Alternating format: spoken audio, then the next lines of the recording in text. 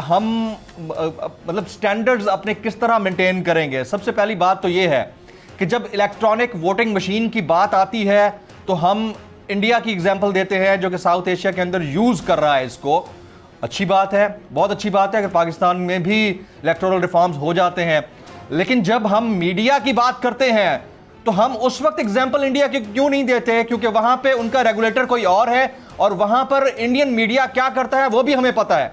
तो एक तरफ हमें उनका जो चीज हमें पसंद आती है अपनी मतलब की, उसको तो हम इनकलकेट कर लेते हैं। तो फिर मीडिया भी तो उसी तरह इंडियन मीडिया के पैटर्न को फॉलो करें। फिर आप लोग पाकिस्तान के अंदर करना चाह रहे हैं तो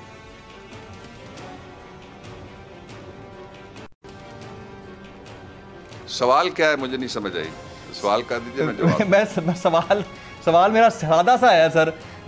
देखें इंडियन मीडिया वहाँ पर कोई उनका रेगुलेटरी अथॉरिटी बिल इस टाइप की कोई चीज़ नहीं है, ना ही कोई इदारा, सिर्फ एक है जो रेगुलेटर है। जैसे पाकिस्तान में पैमरा है, वो वहाँ पर रेगुलेट कर रहा है। इंडियन मीडिया कॉर्पोरेट है। और अगर हम एग्जांपल देते हैं कि ईवीएम मशीन्स का इस्तेमाल हो, क्योंकि साउथ एशिया के अंदर इंडिया में ईवीएम मशीन इस्तेमाल हो रही है, तो पाकिस्तान में भी हो जाए तो कोई बुराई नहीं है। हमें भी लगता है कोई कबाहत नहीं। ये तो गुफ्तगू हो गई ना। सवाल मुझे फिर समझ नहीं आएगा। सवाल सिर्फ इतना है, सवाल कर लेना। सवाल सिर्फ इतना है कि ये पाकिस्तान के अंदर जो पाकिस्तान मीडिया अथॉरिटी बिल जो पाकिस्तान के अंदर हम ला चुके हैं, लाने लगे हैं, वो अगर हम उसको फॉलो कर रहे हैं तो उसका पैटर्न क्या होगा, उसमें स्टैंडर्ड क्या होगा फेक न्यूज को ढूंढने का। सर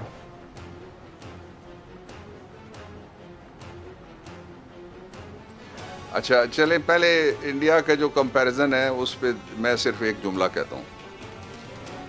इंडिया का कोई चैनल मुझे बता दें जिस पे इंडियन फौज के खिलाफ एक लफ्ज कोई कह सका हो। उन्होंने फेक न्यूज़ क्रिएट की थी कि हमने जाके 500 जहादिस्ट मार दिए पाकिस्तान के अंदर, सब ने चलाया। उन्होंने कहा हमने F-16 गिरा दिया, सब ने चलाया। कोई मुझे इंडियन लीडर मुल्क से बाहर बैठा हुआ बता दें जिसकी तकरीर इंडियन सोशल मीडिया दिखा सके जिस तरह से यहाँ पे दिखाई जाती है। तीसरा, कोई बता दें मुल्क इंडिया के अंदर कोई हिस्सा बता दें, चले मुल्क छोड़ दीजिए बाकी, जहाँ से कोई ऐसी दरख्वास्त किसी आला अदालत में गई हो कि एक मफरूर है, अदालत से सज़ा याफ्ता है, दवाई लेके बहाना करके बाहर गया था, कॉफ़ी पीता फिरता है, उसकी तकरीर बराह रास्त नशर करने के लिए आप इजाज़त दें और बड़े बड़े जो रेडियाई और टेलीविजनाई चेहरे हैं वो उसका हिस्सा बने हो और गए हों वो दरख्वास्त लेके, मुझे वो बता दें। एक अच्छा, इसलिए मैं इस कंपैरिजन में नहीं जाऊंगा। फिर और तरफ बात, उसके लिए फिर पूरा एक शो चाहिए, किसी वक्त वो भी कर लेंगे। जो असल इशू है वो ये है कि इस वक्त पाकिस्तान की इलेक्शन की रिफॉर्म इसलिए ज़रूरी है कि जब इलेक्शन रिफॉर्म नहीं होता तो वो उसमें ऐसे लोग आ जाते हैं कि जो फिर बर्बादी करके रख देते हैं।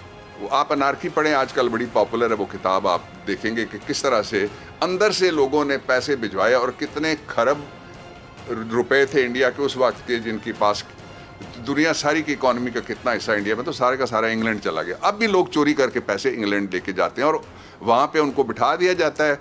वो सारे कवानीन जो बाकियों के लिए, छोटे जराइम वालों के लिए कि जी ये लड़ पड़ा था किसी से, वहाँ से भाग आया, किसी कंपनी का इसने $150 या £150 लूट लिया, उनके लिए तो वो कहते हैं कि इसको वापस दो या वापस लो, लेकिन बड़े मुजरमों को कोई हाथ नहीं लगाता। 30 साल से एक बैठा हुआ है और 3 साल से दूसरा हमारा मुजरम वहाँ बैठा हुआ है। उनकी अपनी पार्लियामेंट के अरकान कहते हैं कि इनको वापस भेजो, उनके अपना जो थिंक टैंक्स है वो कहते हैं इनको वापस भेजो, वहाँ बैठे हुए पाकिस्तानी कहते हैं वापस भेजो, लेकिन नहीं, डबल स्टैंडर्ड्स हैं। हम जब बात करते हैं पाकिस्तान के अंदर आज़ादी इजहार राय की, तो उसकी कॉन्स्टिट्यूशनल गारंटी है, लेकिन उस गारंटी से पहले एक लफ्ज़ लिखा हुआ है। ये बड़ी डिबेट है, इस पर बेहतर ये होगा कि इंफॉर्मेशन मिनिस्टर बोलें, लेकिन मैं बात करूँगा ज़रूर। जी। जो बड़ी डिबेट है उससे हट के जहाँ पे ये लिखा हुआ है कि there shall be a freedom of expression, वहाँ 7-3 बातें शराइत के तौर पे लिखी हुई हैं। एक तो पब्लिक मॉरलिटी के ख़िलाफ़, यानी जो अवामी या अमूमी अखलाकियात हैं उनके ख़िलाफ़ कोई ख़बर नहीं और कोई चीज़ नहीं चलेगी जी। तो ये जब आप कहेंगे कि मैंने अपना एहतसाब खुद करना है, तो फिर मैंने भी अपना एहतसाब खुद करना है, फिर कैमरामैन ने अपना एहतसाब अलहदा करना है। एक बात ये, इसका कौन कोई उपाय करेगा कि पब्लिक मोरालिटी किधर गई, क्या क्या चल रहा है वो आप देख ही रहे हैं कि खबर के नाम पे क्या क्या चलता है। अभी की बात नहीं है, ये चलता ही आया है। अब जरा उसके टूल्स बदल गए, एक बात।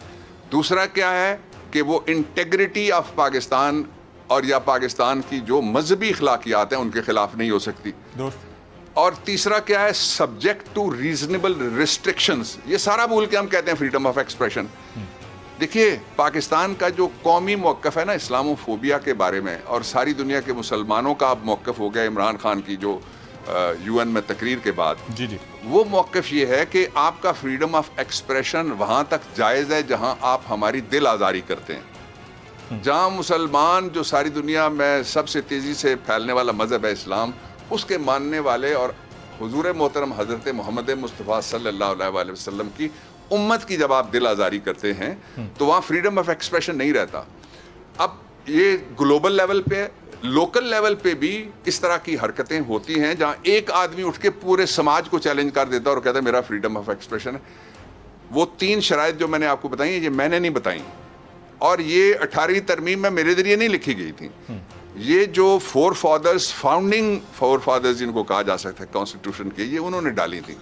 डॉक्टर साहब, दुनिया के किसी मुल्क का डॉक्टर साहब, ये तो आर्टिकल 19 की आप बात कर रहे हैं ना, बेलगाम है। आर्टिकल 19 तो बुनियाद है ना, वो तो हर जर्नलिस्ट को पढ़ के शुरू करना चाहिए। जो उसके खिलाफ कर रहा है वो यकीनन आपकी स्टेट की सॉवरेनिटी के और अपने मुल्क की सॉवरेनिटी के खिलाफ काम कर रहा है। वो तो यकीनन काबिल ताज़ीर भी है, उसको पकड़ा भी जाना चाहिए। आई सेकंड यू ऑन दिस, इसमें तो कोई दूसरी राय ही नहीं है।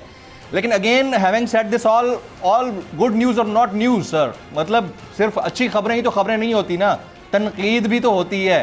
तो मैं ये सिर्फ मुसलसल अपने इर्द गिर्द सुन रहा हूँ दोस्त अहबाब से, हमारे जो मीडिया के तर्जुमान हैं वो एक ही बात करते हैं कि 5 से 10 बजे के दरमियान या 12 बजे के दरमियान सिर्फ जो है वो बुरी खबरें ही आती हैं, अच्छी खबरें नहीं आती हैं। लेकिन मेरे ख्याल में वॉच लिस्ट अगर चेक की जाए तो उसमें अच्छी खबरें भी होती होंगी डॉक्टर साहब।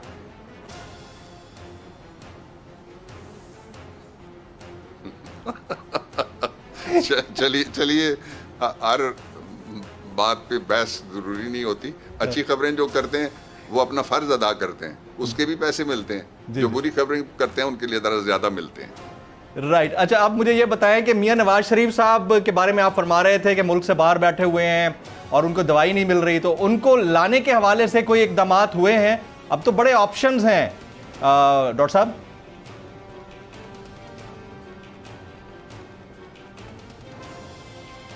देखें, इकदाम तो हाईएस्ट लेवल पे हुए हैं, हो रहे हैं, होते रहेंगे। लेकिन जो प्राइम मिनिस्टर ने कहा था ना मुल्क से बाहर जब थे अपनी तकरीर में, उन्होंने कहा था कि जो लोग मुल्कों को, गरीब मुल्कों का पैसा लेके लूट के आपके बड़े कैपिटल्स में आके छुपे हुए हैं उनको वापस करें।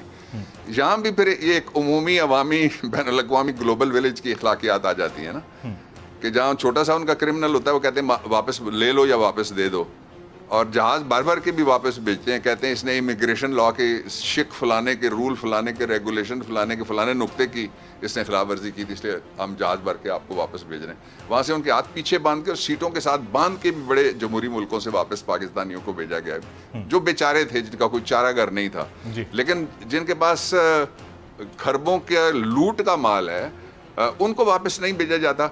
वापस आना भी एक विर्चू भी है, एक ज़ाती खूबी भी है कि कोई अदालत को फेस कर सकता है, अपने ऊपर उठने वाले सवाल का कोई जवाब दे सकता है, या उसके पास भागने के अलावा रास्ता नहीं है इसलिए कि उसकी चोरी बड़ी पक्की पकड़ी हुई है। नवाज शरीफ साहब इज्जत से वापस तशरीफ लाएं। इज्जत का रास्ता ये है कि अदालत खुली है, अगले हफ्ते में मेरे ख्याल में उनका केस फिर चलेगा, वहाँ वापस आ जाए।